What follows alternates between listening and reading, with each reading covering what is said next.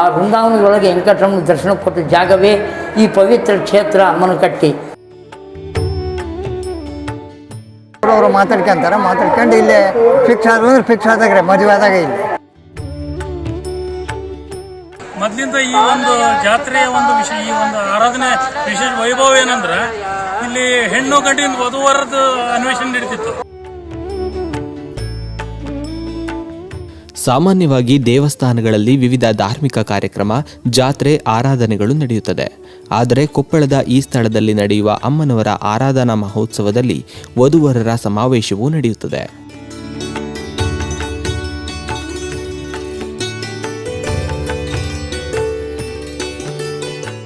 ಶ್ರೀ ಸಾಧ್ವಿ ಶಿರೋಮಣಿ ತಿಮ್ಮಮ್ಮನವರ ಆರಾಧನಾ ಮಹೋತ್ಸವವು ಶ್ರೀ ವಿದ್ಯಾವಾಲಿ ತೀರ್ಥ ಕಣ್ವಮಠ, ಹುಣಸಿ ಹೊಳೆ ಮತ್ತು ರಾಘವೇಂದ್ರಾಚಾರ್ಯ ಬಪ್ಪೂರು ಇವರ ಸಾನ್ನಿಧ್ಯದಲ್ಲಿ ವಿವಿಧ ಧಾರ್ಮಿಕ ಕಾರ್ಯಕ್ರಮಗಳು ನಡೆಯುತ್ತದೆ.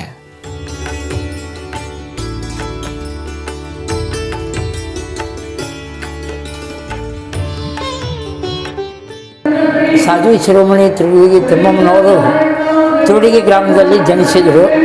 ಅವರು ಚಿಕ್ಕ ವಯಸ್ಸಿನಲ್ಲಿ ಅವ್ರ ಗಂಡ ಸ್ವರ್ಗಸ್ಥರಾದ ಕಾರಣ ಅವರು ಪುನಃ ಅವರ ಆಧ್ಯಾತ್ಮ ಜೀವನದ ಕಡೆ ಗಮನ ಇತ್ತು.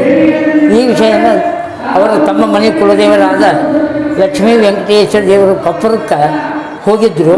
ಕೊಪ್ಪರಕ್ಕೆ ಹೋದಾಗ ವೆಂಕಟರಮಣಯ್ಯ ದೇವರು ಅಂತ ಹೇಳಿ ಅವ್ರ ಮನೆತನದವರಾದ ಗಿರಿಯಪ್ಪ ದೇವರು ಅವ್ರು ನೋಡಿ ಇಂಥ ಚಿಕ್ಕ ವಯಸ್ಸಿನಲ್ಲಿ ಈ ತಾಯಿಗೆ ಹೇಗಾಗ್ಯದಲ್ಲ ಅಂತ ತಿಳ್ಕೊಂಡು ಅವರು ತಮ್ಮ ಮಗಳಂತೆ 20 ವರ್ಷ ಅವ್ರ ಮನೆಯೊಳಗೆ ಅಮ್ಮ ತಿರುಪತಿ ಯಾತ್ರಕ್ಕೆ ಅವ್ರ ಮನೆಯಿಂದ ಹೋಗ್ತಾಯಿದ್ಲು.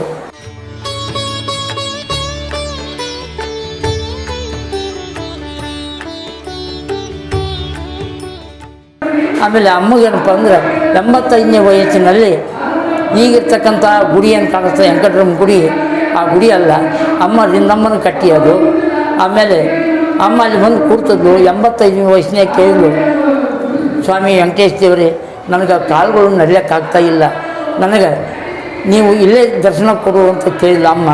ಆ ವೃಂದಾವನದೊಳಗೆ ವೆಂಕಟರಮಣ ದರ್ಶನ ಕೊಟ್ಟ ಜಾಗವೇ ಈ ಪವಿತ್ರ ಕ್ಷೇತ್ರ ಅಮ್ಮನಕಟ್ಟಿ.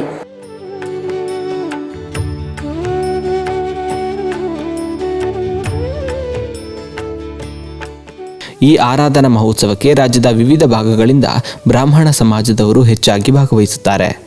ಇಲ್ಲಿ ವಧುವರರ ಸಮಾವೇಶವೂ ನಡೆಯುತ್ತದೆ. ಈ ಜಾಗಕ್ಕೆ ಗಂಡು ಹೆಣ್ಣು ತಮ್ಮ ಜೊತೆಗೆ ಸಂಬಂಧಿಕರನ್ನ ಕರೆದುಕೊಂಡು ಬಂದಿರುತ್ತಾರೆ. ಇಲ್ಲಿ ಸಂಬಂಧ ಕೂಡಿ ಬಂದರೆ ಅಲ್ಲಿಯೇ ಮಾತನಾಡಿ ಮದುವೆಯ ನಿಶ್ಚಯವೂ ಕೂಡ ಮಾಡಲಾಗುತ್ತದೆ.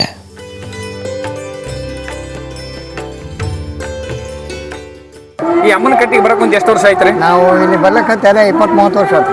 ಹೌದಾ ರೀ? ಇಲ್ಲಿ ನಾವು ಬರ್ಲಕ್ಕಂತ ಭಾಳ ವರ್ಷ ಆಯ್ತು. ನಮಗೆ ಭಾಳ ಒಳ್ಳೇದಾಗ್ಯದ. ನಾವು ಚಿಕ್ಕಂದಿನಿಂದನೂ ಬರ್ತೀವಿ ರೀ ಇಲ್ಲಿ. ಏನ್ರಿ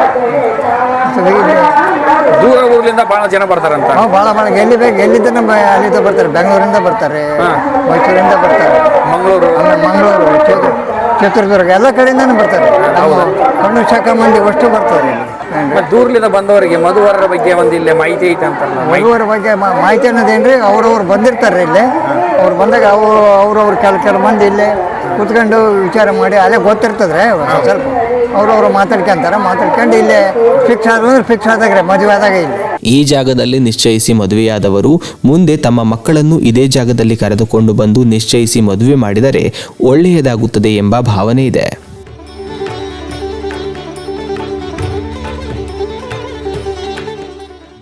ಇಲ್ಲಿ ಹಿರಿಯರ ಪದ್ಧತಿ ಈಗ ಸ್ವಲ್ಪ ಕಡಿಮೆ ಆಗ್ಯದ. ಮೊದಲಿಂದ ಈ ಒಂದು ಜಾತ್ರೆಯ ಒಂದು ವಿಷಯ, ಈ ಒಂದು ಆರಾಧನೆ ವಿಶೇಷ ವೈಭವ ಏನಂದ್ರೆ ಇಲ್ಲಿ ಹೆಣ್ಣು ಗಂಡಿನ ವಧುವರದ ಅನ್ವೇಷಣೆ ನಡೀತಿತ್ತು. ನಾವು ಚಿಕ್ಕವರಿದ್ದಂಗೆ ಸುಮಾರು ನಾನು 25 ವರ್ಷ ಕಾಲದಿಂದ ಇಲ್ಲಿ ಬರ್ತಾ ಇದ್ದೇನೆ. ಆದರೆ ಈ ಕಾಲದಿಂದ ಈ ಮ್ಯಾಟ್ರಿಮನಿ ಇವೆಲ್ಲ ಈ ಒಂದು ತಂತ್ರಜ್ಞಾನದಿಂದ ಏನಪ್ಪ ಅಂದ್ರೆ ಈ ಒಂದು ಇದ್ರ ಪ್ರಭಾವ ಕಡಿಮೆ ಆಗಿದೆ. ಮೊದಲಿಗೆ ಏನಪ್ಪ ಅಂದ್ರೆ ಇಲ್ಲಿ ಅನೇಕ ಬಂಡಿ ತೊಗೊಂಡೆಲ್ಲ ಸುತ್ತಮುತ್ತ ಬರ್ತಿದ್ರು. ಕನ್ಯಾವರ ಎದುರು ಕೂಡಿಸಿ ಇಲ್ಲಿ ವಧುವರ ಪರೀಕ್ಷೆ ನಡೀತಿತ್ತು. ಬಟ್ ಈಗೇನಪ್ಪ ಕಾಲಮಾನ ತಕ್ಕಂಗ ಕಡಿಮೆ ಮನಿ ಎಲ್ಲ ಹುಟ್ಟಿದಾಗಿಂದ ಈ ಒಂದು ಪ್ರಭಾವ ಈಗ ಕಡಿಮೆ ಆಗಿದೆ. ಬಂದು ಒಂದು ವಧುವರ ಅನ್ವೇಷಣೆಯಲ್ಲಿ ಪಾಲ್ಗೊಂಡು ಅದರಲ್ಲಿ ಯಶಸ್ವಿ ಆದವರು ಮತ್ತು ಆಗಲಾದವರು ಸತಿ ಇಲ್ಲಿ ಬಂದು ದರ್ಶನ ಪಡ್ಕೊಂಡು ಮುಂದೆ ಈ ಒಂದು ಕ್ಷೇತ್ರಕ್ಕೆ ಬಂದು ಹೋದ್ಮೇಲೆ ಕಂಕಣ ಭಾಗ್ಯ ಲಭಿಸ್ತದೆ. ಆಮೇಲೆ ಮತ್ತು ಇಲ್ಲಿ ಸೇವೆ ಸಲ್ಲಿಸಿದರೆಲ್ಲ ನಮ್ಮ ಬ್ರಾಹ್ಮಣ ಬಂಧುಗಳು ಮತ್ತು ಇತರೆ ಮಂದಿ ಎಲ್ಲರೂ ಅಭಿವೃದ್ಧಿ ಹೊಂದಿರುತ್ತೆ. ಇಲ್ಲಿ ಮದುವೆ ಆದವರಿಗೆ, ಇಲ್ಲಿ ಇದಾದವರಿಗೆ ಮಕ್ಕಳ ಭಾಗ್ಯ, ಸಂತಾನ ಸಂತಾಪ ಸಕಲ ಸಂಪತ್ತು ಅವರಿಗೆಲ್ಲ ಈ ಅಮ್ಮ ಒದಗಿಸಿಕೊಡ್ತಾಳೆ.